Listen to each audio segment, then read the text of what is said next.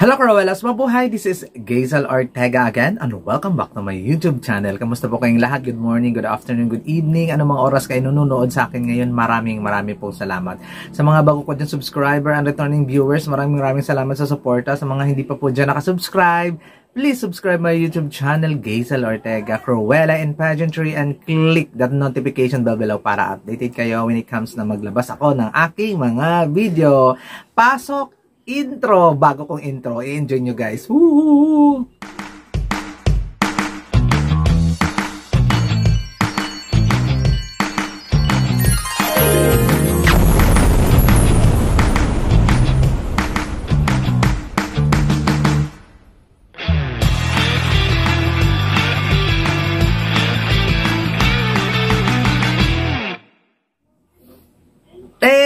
Nagustuhan ba ninyo ang bagong intro? And thank you so much kay Mr. Ziggy Zag. Nakakaloka ang ganda. I appreciate it ng bonggang-bongga. Pero hindi yan ang ating pag-uusapan. At na-excite lang ako sa bago kong intro. Ang pag-uusapan natin ngayon ay ang mga El Tukuyo. Ang possible na ma-El Tukuyo dito sa Miss Universe 2023. Sino nga ba ang nasa listahan ko ng El Tukuyo ngayong taon?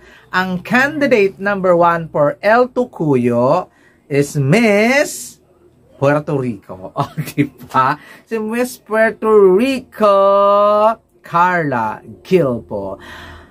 To be honest, bigay na bigay, hataw na hataw. Ito ang magbibigay sa kanya ng chance para ma-El Tukuyo sa kompetisyon. Sa mga nakaraang mga araw, hindi ko bet yung mga OOTD na ginagamit niya na hindi siya nagsistand out. But still, nandun pa rin siya naman sa contention, pero natatakot ako na baka El Tukuyo ang kahihinatnan ng pagiging parang hindi na siya napapansin kahit na galing siyang Miss Supranational, first runner-up siya doon noong 2021. So malay mo, baka may El Tukuyo yung lolo mo, Carla Gilpo. So ano na, laban pa ba or babawi na? At isa siya sa mga, ano bang pinagsasabi ko? Isa siya sa mga contestant na nararamdaman kong ma-El Tukuyo. My number 2 on my list. Miss Dominican Republic.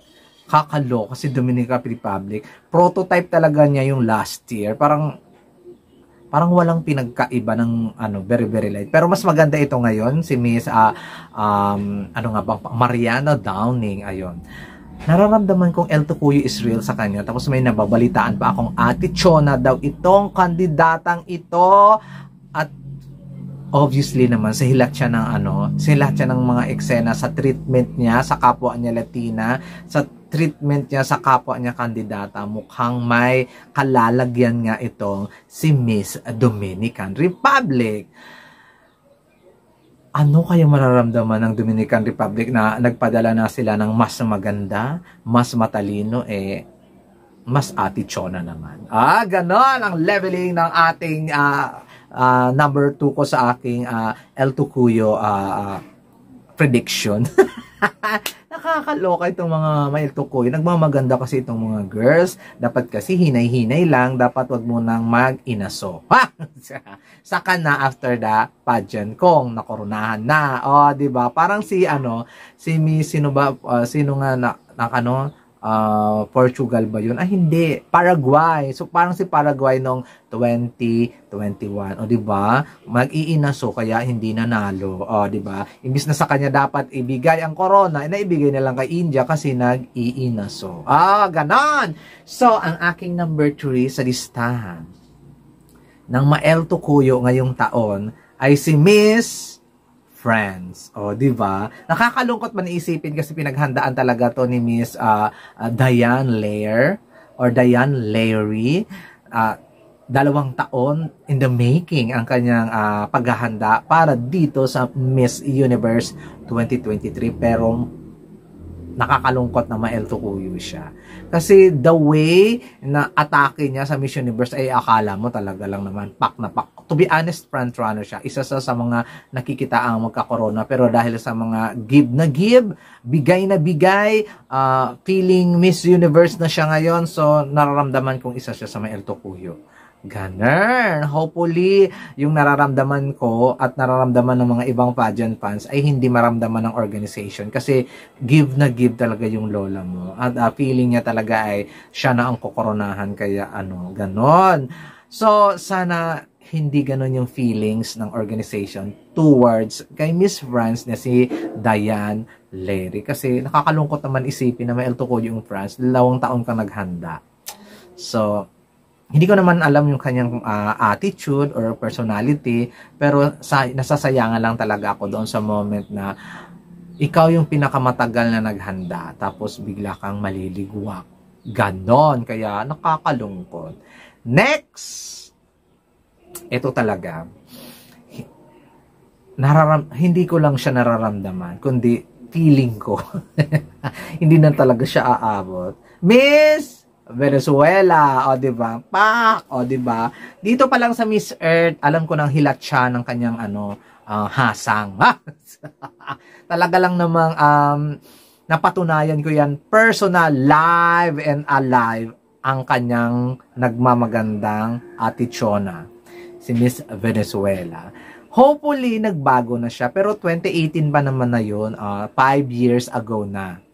Tingnan natin kung nagbago na siya. Pero feeling ko sa pinapakita niya kasi sa Miss Universe, parang ganun pa rin. Wala pa rin pagbabago. Parang siya pa rin si Diana Silva noong 2018 na nagmamaganda at parang ina-underestimate yung mga kasama, ina-underestimate yung mga kapwa Latina, ina-underestimate na magaling ako. Sabi niya ganun sa sarili niya. Kaya ako ang mananalo. Parang ganun din kasi yung atake niya noong 2018 dito sa Miss Earth.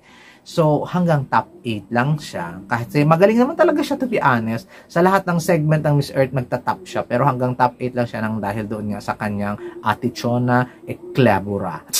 Sa kanyang Ate Chona problem. So, hopefully, hindi niya madala sa Miss Universe. Pero nararamdaman kong isa siya sa ma-El Tocuyo for today's video. Next, ang last but not the least sa aking listahan na ma-El Tocuyo ngayong taon ay Chandaran Nicaragua. O diba? Hindi na inaasahan. Sobra siyang to the point na hindi na Miss Universe yung lalabanan mo. Parang kabog na kabog yung eksena mo. Every time na lumalabas ka, talagang feeling mo ay, although sinusuportahan naman siya ng mga kababayan niya, I love her. When it comes talaga sa technical aspect, pasarela, everything, ang charisma ni Miss Janice Palacios ay talagang pak na pak, bonggang-bongga. Natatakot lang ako sa punto na baka nasobrahan na siya, baka OA na, baka sa sobrang galing niya ay maumay, mabwisit, or mairita na sa kanya yung organization. Ayun lang yung ano ba tawag dito, yung hanash ko sa kanya. Sana i-minimize, yung parang queen lang, yung parang tahimik lang, parang yung kayang unbothered lang, yung hindi yung every time na eksena ka, aarte ka, kinembolar, ayun. Kaya, ayun, mukhang nawalan ako sa kanya ng, hindi naman nawalan ng amor, mukhang nawalan ako sa kanya ng chance or biglang humira yung kanyang chance na makuha yung corona. Pero nandun pa rin, isa kasi siya sa pinakamagaling at sana mag-improve na ang kanyang comm skills. Kaya mukhang siya ang Maceleste Cortese 2.0 for today's video. Parang ganun yung nararamdaman ko. Kasi laban na laban yung lola mo, tapos ayun.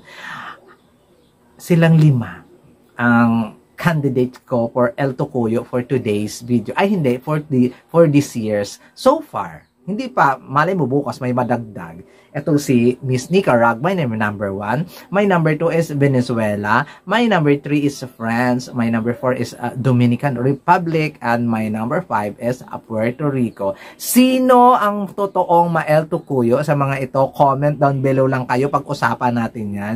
Sino ang hindi papansinin ng organization? Or, sino ang idadagdag ninyo sa listahan na ito na El Tukuyo sa Miss Universe 2023? Comment down below lang kayo guys at pag-usapan natin talaga yan ng bonggang-bongga. Yung views and opinion ninyo, alamin natin kung ano ang inyong violent reaction sa aking top 5 El Tukuyo for this year. This has been Gaisel Ortega. Hanggang sa muli, maraming pong salamat. Paalam!